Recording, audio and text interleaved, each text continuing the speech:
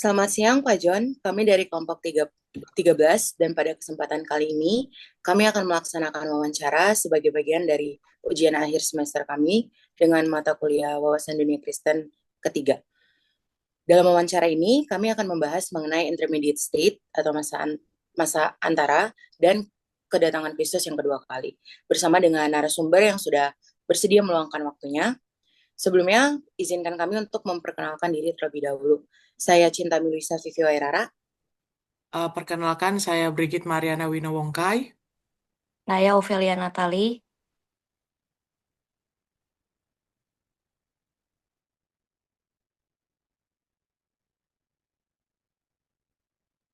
Next, boleh Olivia perkenalkan nama. Perkenalkan, saya Olivia Carlina. Ya, perkenalkan nama saya Jordan Azaya. Saya Sarah Jocelyn Suro. Baik, Dan selanjutnya kami akan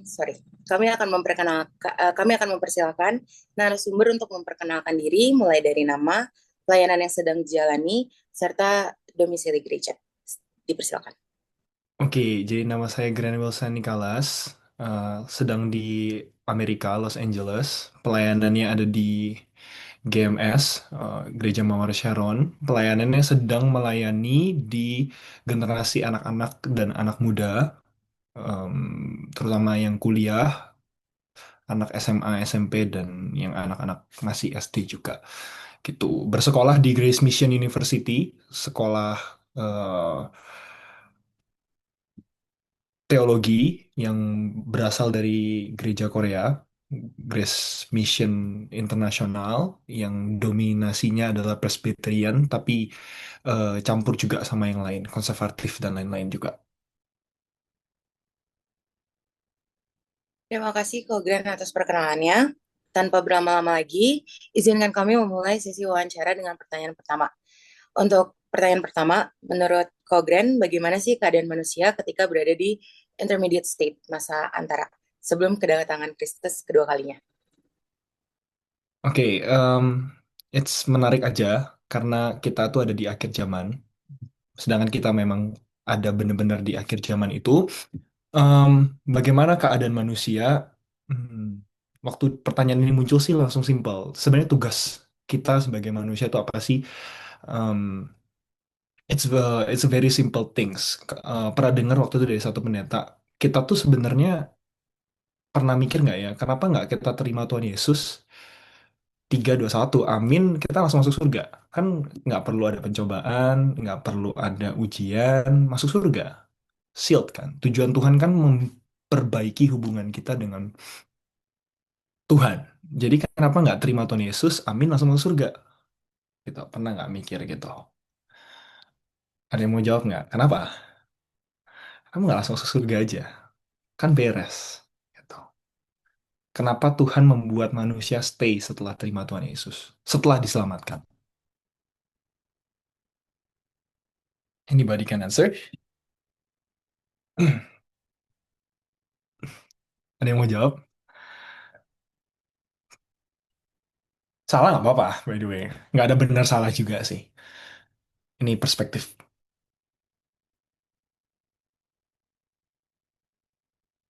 Oke, aku jawabin satu-satu jawaban generalnya ya. Memuji dan menyembah Tuhan. It's something that we can do in heaven.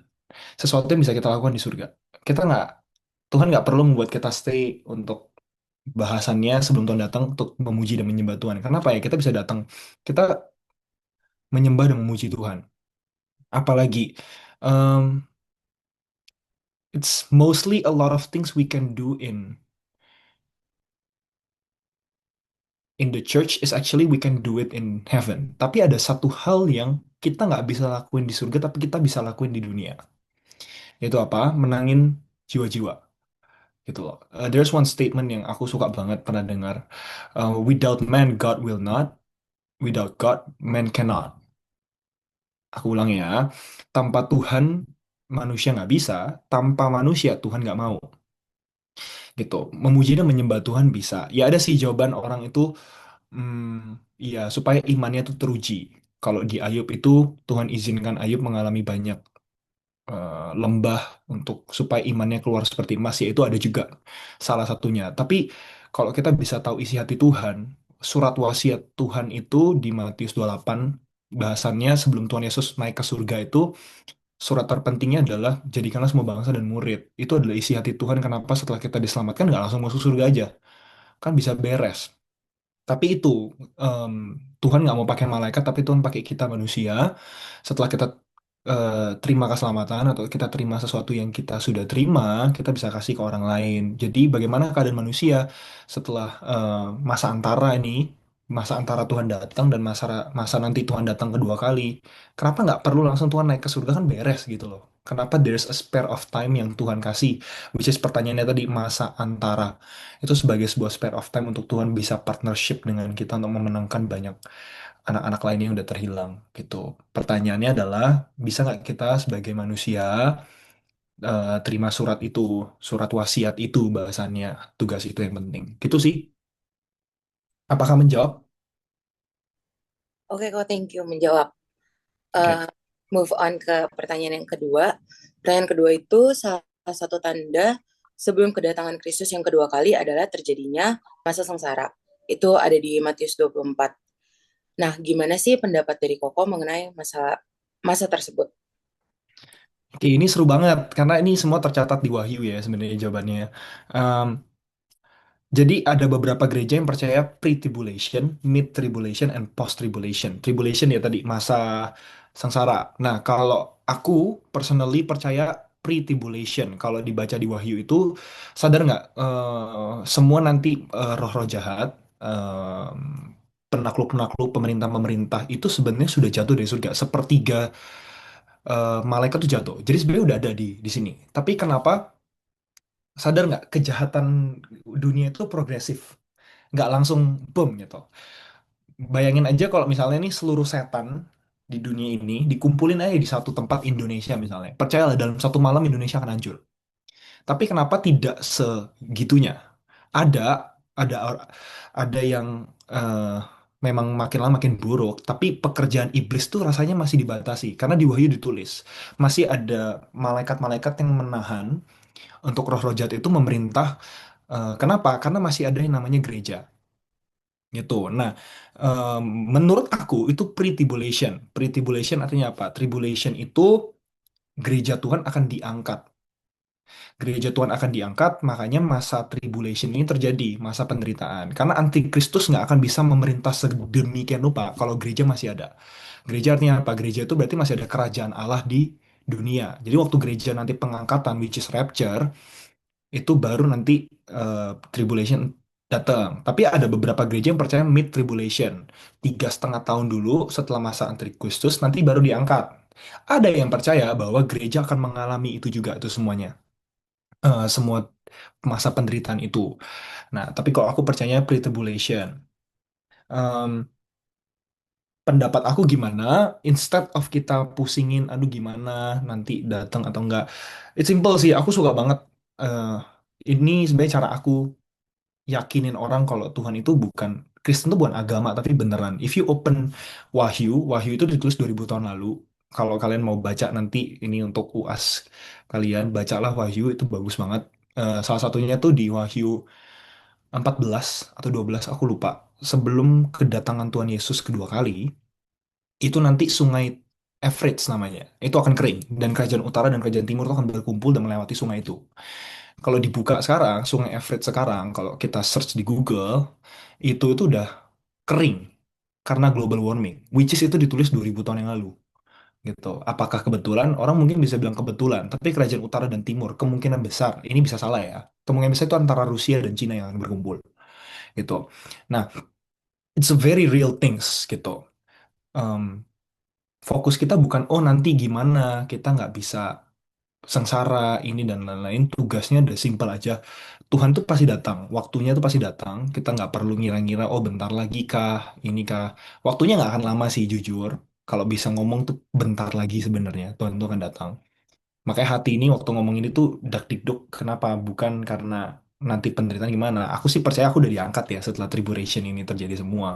Cuman bagaimana dengan orang-orang yang tinggal gitu. Di masa tribulation ini ada beberapa chance ya untuk orang kembali.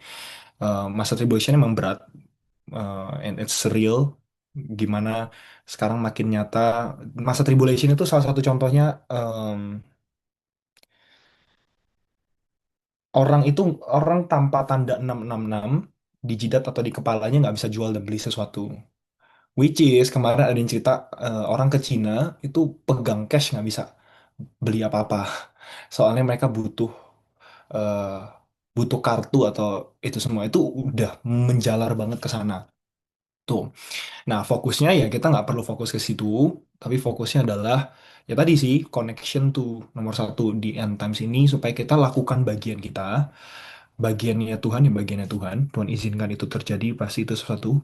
Um, Fun fact aja, setelah tribulation ini akan ada perang Harmageddon namanya, di mana kedatangan Tuhan Yesus kedua kali bersama orang-orang kudusnya. Nah, disitulah antikristus mengumpulkan tentara-tentaranya dan di situ terjadi peperangan. Lalu kerajaan 1000 tahun, kalau nggak salah. Gitu sih. Seru baca Wahyu by the way. Oke, thank you kok untuk menjawab pertanyaan-pertanyaan yang tadi sudah dilontarkan. Em, kita mau ngucapin terima kasih karena sudah bersedia untuk meluangkan waktu untuk mau menjadi narasumber dari kelompok kami. Thank you kok. Terima kasih. Semangat ya ujiannya semua. Thank you, you, Gren. Thank Ko you. Gren. Gren. Thank you. Udah. Halo, saya Ofelia Natali. Saya merefleksikan dari hasil wawancara tersebut mengenai bahwa kematian bukanlah sebagai akhir dari kehidupan, melainkan ada penantian yang kita nanti mengenai kedatangan Tuhan Yesus kedua kalinya. Dengan itu saya belajar bahwa hidup menggunakan hidup dengan sungguh-sungguh, dengan menjalankan hidup sesuai dengan apa yang Tuhan ajarkan, dengan apa yang Tuhan inginkan, dengan apa yang Tuhan sudah rencanakan bagi kita, dan mempergunakan kehidupan ini dengan sungguh-sungguh, karena kesempatan hidup hanya sekali. Maka dari itu harus dipakai dengan benar-benar dan tidak hidup sesuai kedagingan, melainkan hidup dengan sesuai apa yang Tuhan inginkan yang kita lakukan. Seperti itu. Terima kasih. Refleksi yang saya dapatkan dari wawancara yang telah dilakukan adalah masa antara penebusan dosa Yesus di kayu salib dan kedatangan kedua kali tidak semata membuat manusia hidup bebas, melainkan menjadi masa untuk menempatkan diri di lingkungan yang membuat semakin dekat dengan Tuhan dan menjangkau jiwa-jiwa yang masih hilang dan perlu bimbingan. Banyak tanda yang telah kelihatan, oleh sebab itu setiap manusia harus selalu bersiap-siap. Cinta Luisa Vivi Werara, dan refleksi yang saya dapatkan berdasarkan dari wawancara adalah yang pertama, yes betul, kita sebagai manusia itu sedang berada di akhir zaman dan sekarang kita memasuki masa-masa perantara.